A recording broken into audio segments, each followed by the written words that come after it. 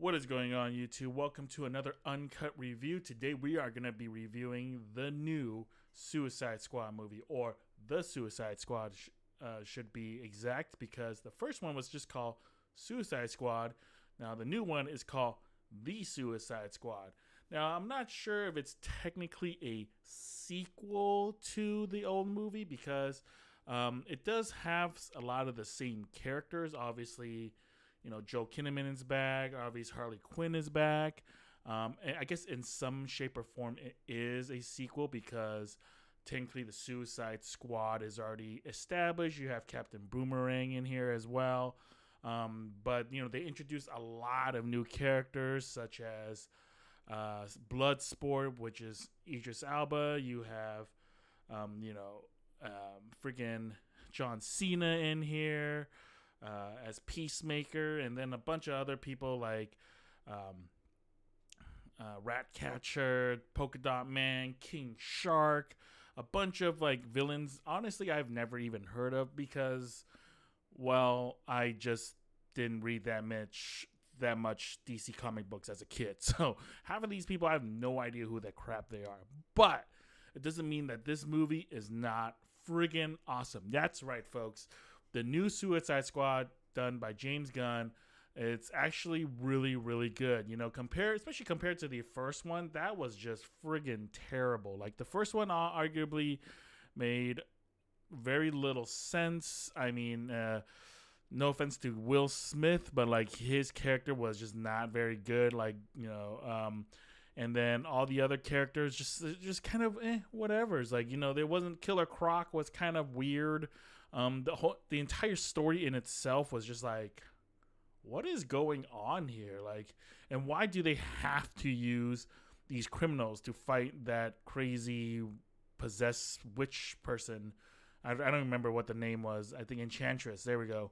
And instead of just like, get real heroes to do it, at that point, Superman was not busy, so why not just get him to come in and do something about it? But anyways, this one that's kind of a redo in a way of Suicide Squad is definitely awesome. Yeah, sure, there are some really weird characters in here, but I promise you, the portrayal of these characters is done extremely well. Like the story is really interesting. So basically they have to go into a South American country where the squad has to basically eliminate this like facilities where they're doing some kind of weapons testing. They call it Jotunheim, which, in case you don't remember, it's Viking mythology where the frost giants are from. I don't think it has anything to do with frost giants, but or like Greek mythology, or not Greek, Norse mythology in general. But this is what they call it. So they have to go in and they have to topple it, or like they just have to blow the lab to the ground. You have to get inside to make sure to destroy it all. And that's the whole, basically the plot of it. And all the different characters are very interesting. They all have their little quirks. They don't go into much of the backstory of most of the characters, which you don't really need to, because for one part, it doesn't really matter because each of the characters are portrayed so well. Like John Cena as Peacemaker, like he is freaking hilarious and also does his job very well. Idris Elba does what's that his name? Bloodsport, portrays that guy. I mean, I don't know what the character Bloodsport is like in the comic, but like whatever he does in it, it does well. And his suit is super awesome. Like the way he builds his guns and stuff, because he uses high-tech weaponry, is super dope. Harley Quinn, again, Margot Robbie comes back and just kills it as Harley Quinn as normal. Joe Kinnaman is actually a lot more likable this time around as Colonel Flag. So I actually kind of like him this time, whereas the first round around, he was kind of like a goody two-shoes, a little bit like unlikable character. Like it's like, he obviously hates the idea of the Suicide Squad, but now he's like all in. Polka Dot Man is very interesting. At first, I was like, "What the crap is this?" But I don't know. I forget the name of the actor that plays him. But previously, he was in The Dark Knight. He played one of the people that the Joker hired in order to pretend to be one of the cops, and eventually I think he gets captured by Two-Face. So he does a really good job. King Shark is voiced by Sylvester Stallone, which is hilarious because King Shark is absolutely super funny in this movie. Like, he is really, like, the things that come out of his mouth is just like it's basically like a child within this, that is a shark, and the way he talks, it's like, me friend, you bad guy. Like, it's very it's just hilarious. He just does great stuff. There's a ton of other characters that are in here and I won't go too much into it, but overall, like, the pacing is pretty good. There was some parts that were a little slow, I have to say, but overall, the story did get me intrigued.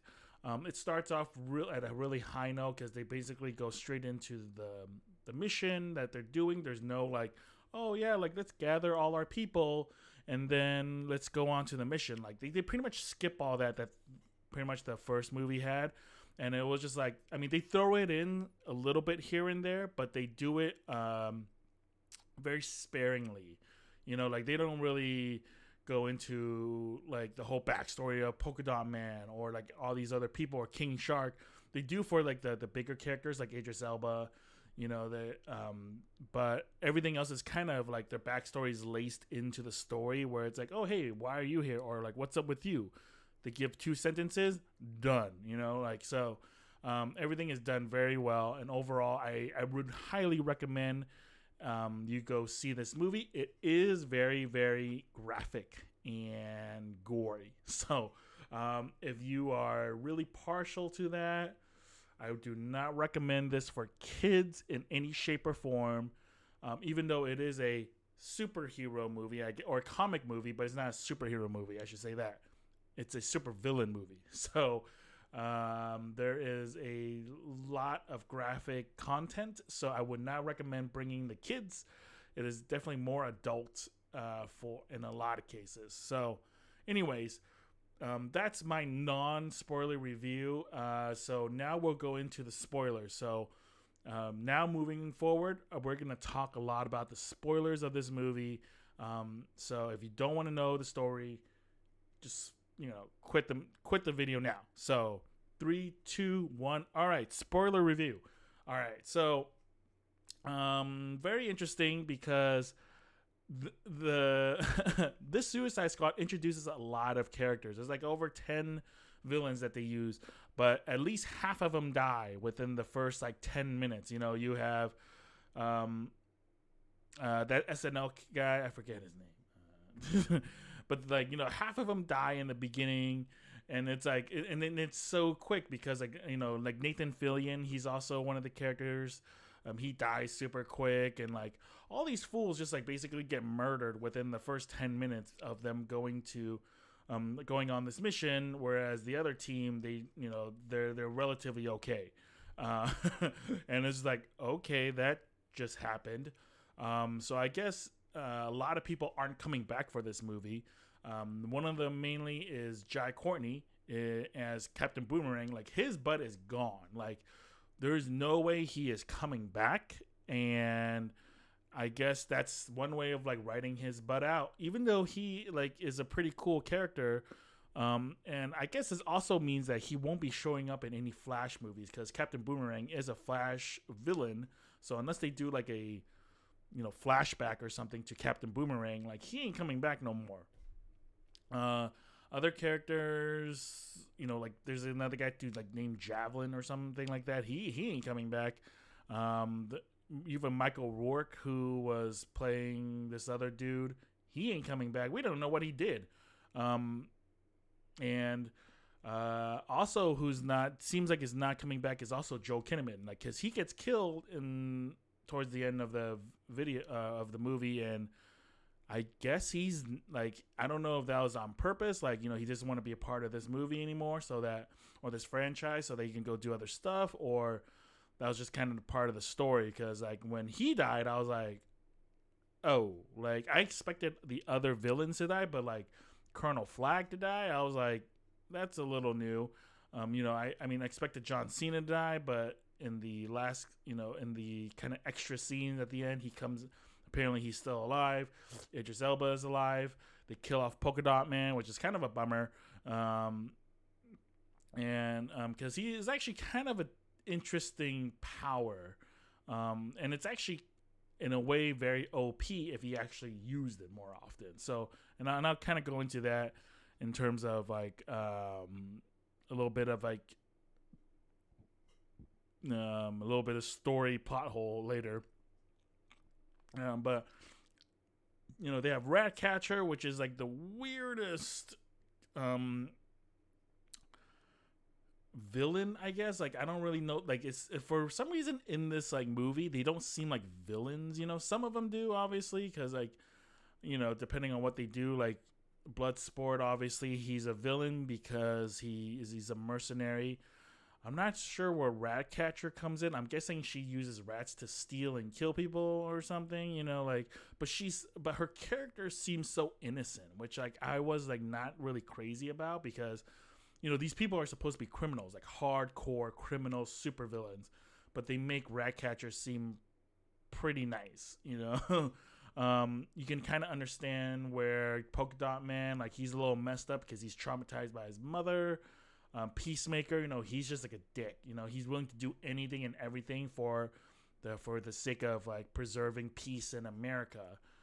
So he'll like, I mean, even in the trailers, he says like, I'll eat a beach full of male parts, in order if it means keeping the peace. And it's like that's kind of like his theme throughout the movie. Like he'll do anything. He'll kill women, children, innocent people. He'll do anything to preserve that. So we get why he's like more of a villain. King Shark, he's a shark, and all the other people, like you get why they're villains because they steal stuff or they do that. But Ratcatcher is one of those that's like, I think like you seem almost too good, and she tries to bring the good out of Idris Elba, which is like makes no sense at all. So maybe she's more like a tragic villain or something. I don't know, kind of like how Two-Face was in The Dark Knight. He's more like a tragic character. But anyways. The only things that I wasn't crazy about, like the ultimate villain, Starro or whatever, this giant starfish that basically is able to spawn little starfish to overtake, other people, is a crazy villain. Like, and arguably they should have called in some artillery on this thing. Like the way it dies. And at the end of the day, by a bunch of people who are not metahumans, with the exception of like King Shark, it's kind of weird. Like, cause like the one person probably that could have killed Starro like in an instant, or not in an instant, but like very effectively, was Polka Dot Man, because his power was shooting out all these weird polka dots, and it just more or less melts through people, or like burns through like anything. And so this fool could have like saved the day within a heartbeat, but he doesn't use his powers until the very end. And all he does is melt off like a little bit part of like one of the legs of the starfish. And I'm like, hello, like just aim this sucker towards the guy. Like you should have been using your powers from the beginning and just melt through the middle of the starfish. But you don't do that. And then he gets killed off like before he can actually do some real damage. Which I was like, okay, like that, you were clearly like the one trump card, and now you're just nothing. So that was just like one part that I was like, this makes no sense. Like, why didn't it use him more often? Because clearly he is a very, very, very effective like villain, or like he has very effective powers that could have just destroyed everything. But there was so much more focus on John Cena and Idris Elba, obviously, because they're like, they're the main like kind of like the title characters. They're the biggest stars. So, we're going to mainly focus on like what they can do, even though Polka Dot Man is arguably the most effective villain in this case. Like he can just destroy an entire town standing in one place and just using his polka dots. So, but it is what it is in terms of like who gets cast as which role. So that's Hollywood. But even so, like overall, like I still say the movie is awesome. Like it's parts of it were a little bit disturbing, to be honest. Like there were crazy things like that I was not expecting to see. Like, you know, when they started showing like the amount of people that they were experimenting on with the like, you know, little baby stars. I mean, there were like some really gross parts, like especially that one guy that like have his bottom of his body cut off or just missing, or like this other star where they're just like this other body where like, you know, there was like remnants of his face just being ripped off by the star, because clearly in this, I like once you're taken by that star, you're toast. Like apparently like it rips your face off, and on top of that, just like it puts in its tentacles into you that you just become a corpse. Like you're a walking zombie at that point, which is like the creepiest thing. And like, but also like it makes a lot of sense, you know, like they don't have like a happy ending where like, okay, you killed the mother star and then everything else falls off and you're fine, you know, like it kind of makes a lot of sense that way.